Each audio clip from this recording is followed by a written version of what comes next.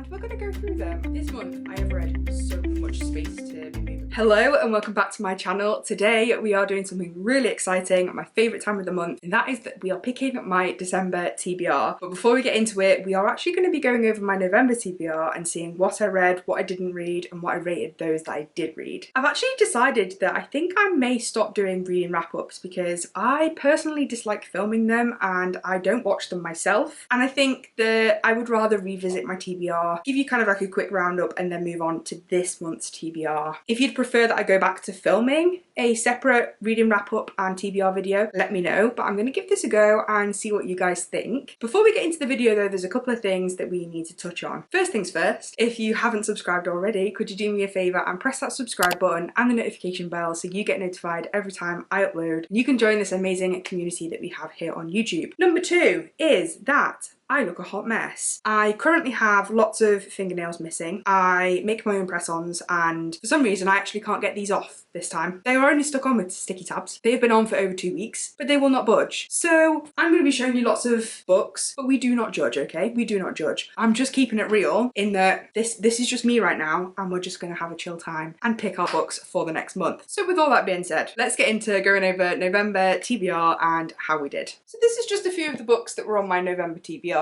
And we're going to go through them and we're going to talk about which ones I did read, which ones I didn't. November was a little bit chaotic, so my reading kind of mirrored that. I'm actually quite impressed with how many of these I got read this month. So let's go through them one by one. This month I have read so much, it is absolutely ridiculous. I actually read, and I just calculated this, especially for this video, but I actually read 5,061 pages in the month of November, which is just insane, and it's my most pages read for any month so far this year, so I'm absolutely made up with myself. I do have to give a lot of credit to the 75 books challenge because it has really enabled me to find my love of reading again. Let's refer to my trusty list that I create when I'm actually doing the video every single month, and let's go through them. We're going to start with the Kindle books first and then we're going to move into the list of physicals that I have. So first of all, we actually had my Patreon book club book of the month for November, which was Not Quite Dead Yet by Holly Jackson. Now this is a murder mystery and wow, I actually enjoyed it so much. I finished this a few days ago and it was absolutely amazing. Really loved it. I actually rated it 4.5 stars. The only thing that let it down was the ending ever so slightly, which is the reason I couldn't give it 5, but oh, it had me wanting to pick it up constantly. Absolutely loved it. Highly recommend that if you're a fan of a murder mystery. You guys know I'm not a huge thriller fan. I am very particular with them. But that one, Holly Jackson, she hasn't let me down yet, so read it guys, you gotta read it. Next we have Summer in the City by Alex Astor. Now this one I actually listened to on audiobook and I rated this 3.5 stars. I did just find that I was really slow to connect to the characters at the beginning. I did feel that the main character, like the female main character, sort of irritated me, and there was just a lot that I kind of didn't really like about her character and the way that she acted. She was very cold and hostile, but it took her ages to warm up, and so it took me ages to warm up as well. I loved the MMC, and once their chemistry started to kind of click and the relationship started to bloom, I did find that I enjoyed it more. It just, for me, it wasn't one of those where I just connected to it, so I found it really kind of, it just wasn't as good as I thought it might be. So yeah, that one, it was good. It was a good audiobook kind of book for me, but overall it wasn't like absolutely fantastic. And lastly for Kindle books we have The Big Ass Party by the Twisted Sisters, which is 5.5 in Zodiac Academy. This was really funny. This was actually a Geraldine Grew focus novella. It was about her and Seth. No, it was Max actually. Oh my god, I can't believe I got that wrong. It was about Geraldine and Max and their like relationship, and it just had all of Geraldine's funny one-liners in it. It was short and sweet, but it was funny, so for me it was an easy 4-star. I don't normally like rating novellas, but it was an easy 4-star for me personally anyway. And then we're gonna go on with that massive list of physicals. So first of all, Shadow and Bone. I actually didn't read this one this month. I, for some reason, just didn't have the kind of want to read something overly fantasy after reading Zodiac Academy, and yeah, it just wasn't something that I fancied picking up this month, so I didn't, unfortunately. The same can also be said for Between Love and Loathing and Soul Searching. So after I found out that this was a paranormal romance, for some reason it's just really kind of put me off reading it right now. out. I'm not sure why, but yeah, it just wasn't hitting for me. And then between Love and Loathing, it just, compared to some of the other romances I had on the list, it just didn't stand out as something that I wanted to read right then and there. So that is the reason I didn't read those ones. I have actually only just finished If He Had Been With Me. I actually listened to this on audio and I literally finished it. Today's the 1st of December and I finished it like last thing last night on the 30th of November. And I have to say that I rated this 2.5 stars and I actually found it quite, I wouldn't say disappointing because I wasn't kind of expecting much. If you watched my TBR video for last month, I was kind of very underwhelmed by the blurb. And I think the thing for me is that I found it kind of boring and not much really happened until like right at the end, and I mean like the last 5% of the book. Things happened, but even then, because I was kind of bored and I wasn't overly connected to it by that point, even though the ending was really tragic, I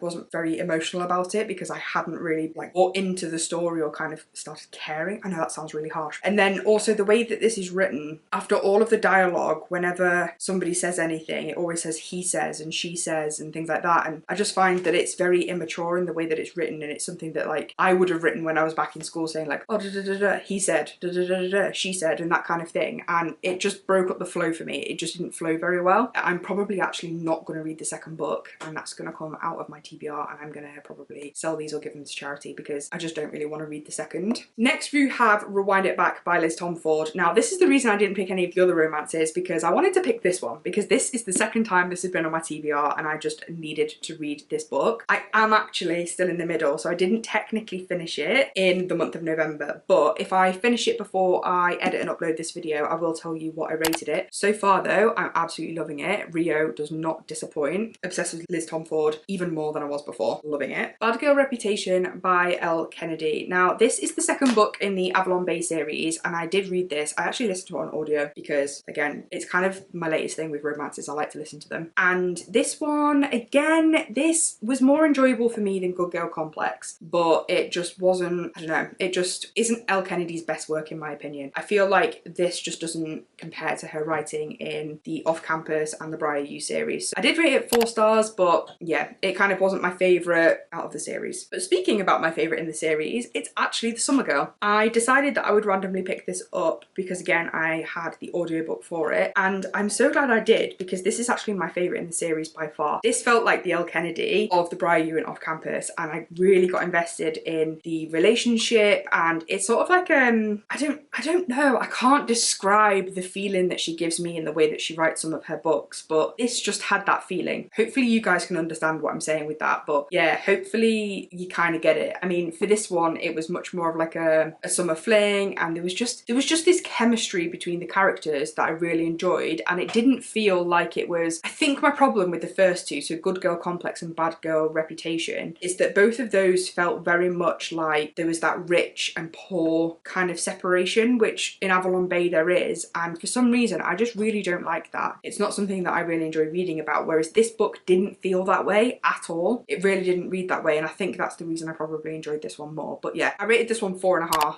I actually enjoyed it that much, so this is definitely the best one. I don't think you need to read them all in the series either, so if you only want to read one, I recommend this one. Okay, so we also have Dating Dr. Dill by Nisha Sharma. This I actually read and really enjoyed this. It was so funny. It was just, the family vibes in this were just exquisite. It's about the Desi community, and there's all the aunties and uncles, and there's just all of these amazing people within the community that all come together, and I just love that feeling. It's just such a good feeling. This book is hella spicy though, like hella spicy, and I was not expecting that, but if you like a spicy book, this is the one for you. And if you like a spicy book on audio, this one's for you too. I actually rated this 4 stars, so yeah, it's a good one. And I find rating romance is really difficult because it's like Bad Girl Reputation wasn't a bad book, which is why I rated it 4 stars. This was better, but I also rated it 4 stars. My ratings kind of don't just go off whether I recommend it or not. My ratings are kind of like, I find it difficult to rate books, and I really don't want to get into quarter stars. But anyway, that is completely besides the point, and we will carry on. Okay, next we actually have these massive chunks of book, and we have Cursed Fates, which is book 5 in Zodiac Academy, and Fated Throne, which is book number 6. Now, I am completely obsessed with this series, but I have to say it is not the best series I've ever read in my life, but it's addictive. So even though it is not the best series I've ever read in my life, I continue to want to read more and more and more. In my opinion, it is hotting up. They have a habit of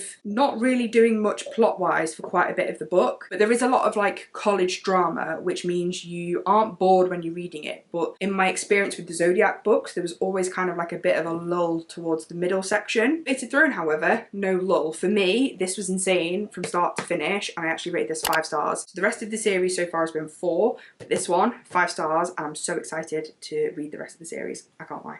And then next we have the 3 special editions that I had on my TBR.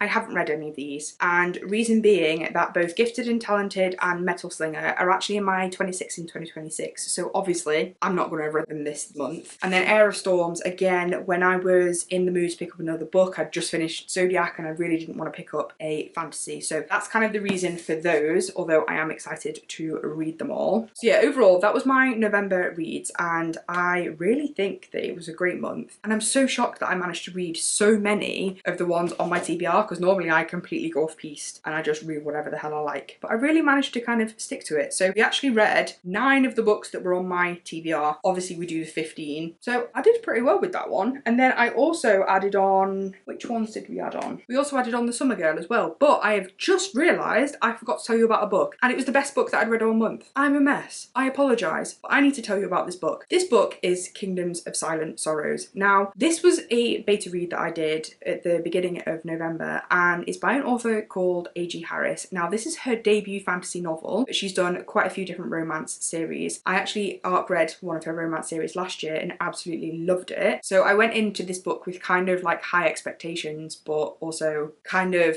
not, because I hadn't read a fantasy by her, if that makes any kind of sense. But honestly, this book was insane. Insane. I rated it 5 stars, and I need to tell you about it for a minute. I actually did a video of my like raw and honest thoughts as soon as I'd finished the book, and weirdly it's got like over 25k views on TikTok. It's like, it absolutely blew up, that video. I'm so happy because the author deserves all of the recognition and all of the credit, because it's honestly insane. But I need to read you my review because A, I read this at the beginning of the month. It made me kind of emotional, and see, like, I just the way that I managed to articulate my thoughts when I read this book just has me. Also, I need to show you the cover because the author actually drew this herself, which is just absolutely incredible, and yeah, I'm just gobsmacked at how amazing that is. I went into this beta read with no idea what to expect, and somehow I came out completely changed. I didn't expect to fall so deeply in love with the story, with the characters, and with the powerful bonds between mates and a family forged in the fires of war. This book made me feel everything. My heart hoped, broke, and slowly learned to hope again. I was utterly immersed from beginning to end, swept into a world that felt both devastating and beautiful. A.G. Harris has created something truly special here. A world where fae, vampires, mages, humans, and gods collide in a story that feels epic yet intimate, fierce yet tender. It is an absolute masterpiece that will stay with me for a very long time. Now, this book,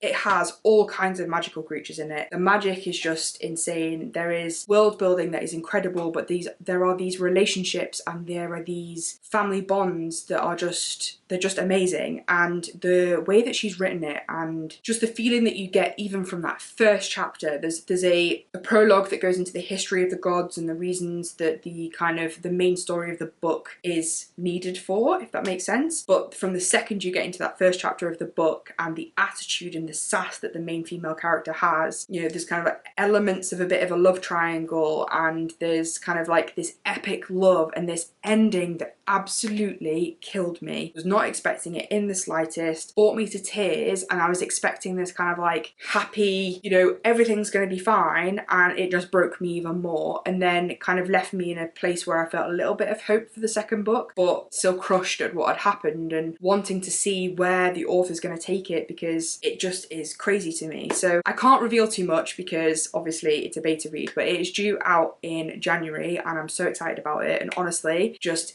I think you can pre-order it on Amazon for Kindle, and yeah, hopefully we'll be able to get the pre-order for the physicals and stuff soon. Yeah, it's insane. Please just go and have a look on Goodreads and read the blurb, see what you think, because yeah, it was incredible. Gave me that feeling that I got when I read ACOTAR for the first time, and yeah, if you love that series, I think you're gonna love this one as well. It is time for December TBR. I have already started a list, and I've got some books that I definitely kind of want on the list for this month. And then I kind of thought, should we do the full 15? But I feel like maybe this month we should just do the 10 and we should try and focus on getting them finished so that we can then start January in the best place possible for the year. So we'll see how we go, but I've got 5 already selected that I want to read for the month, and then we'll maybe select 5 more prompts out of the jar and see where we get up to. First of all, we obviously have my Patreon book club book of the month for December, which is actually The Second Death of Locke by VL Bovolino, and I've heard some really good things about this and that it's kind of like Knights. This is actually an Illumicrate edition that I have, so obviously I'm really happy that I get to read this one as well. So yeah, this one will definitely be getting read because obviously it is book club, so we need to. I then also really want to carry on with my Zodiac Academy journey if I can. I would actually really like to read books 7 and 8. I may also completely go off piste and read 8.5 and 9 because I believe 9 is released in December, but we'll see how I get on because again, these are rather chunky and I feel like after I've read these I may need a little bit of a romance break. So we'll see how we get on, and that romance break will probably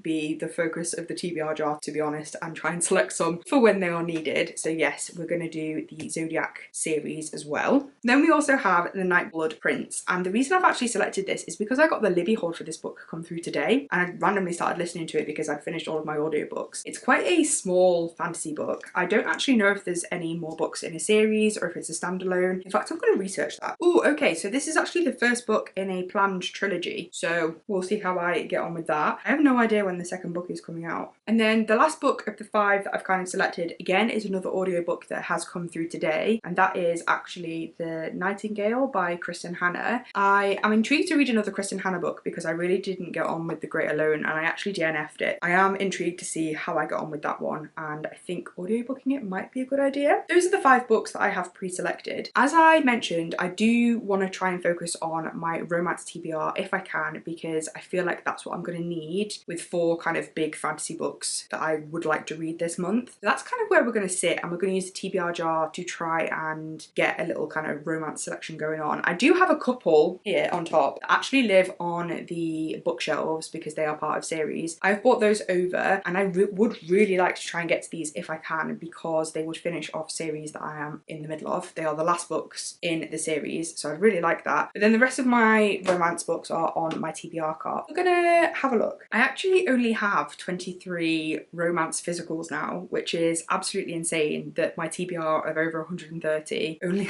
has that many romance books on it. But I kind of want to try and do like a little challenge in 2026 to try and complete my entire physical TBR alongside my 26 and 2026. So if we try and get them down in December, I then might see how many we've got left and if we can do that next year. And if I do, I'll be creating something in my journal for it. So if you want to see that, let me know. But yeah, let's use the TBR jar to pick these 5 prompts. Now, as you know, this is packed quite tightly. I did mix them all around before we put them in because there isn't much space to be moving around. So we are just going to select straight from the top. And the first one we have is a book with gold on the cover. Let's have a little look. I think we may struggle with this one because not very many have gold. However, does yellow count or does it have to be gold? Oh no, wait a minute. Has this worked out in my favour? Has this worked out in my favour? Wisteria literally has a gold title. I think we should select Wisteria because this will complete the series. I actually have the American little mini hardbacks and I think they are absolutely stunning. So we are going to be reading Wisteria.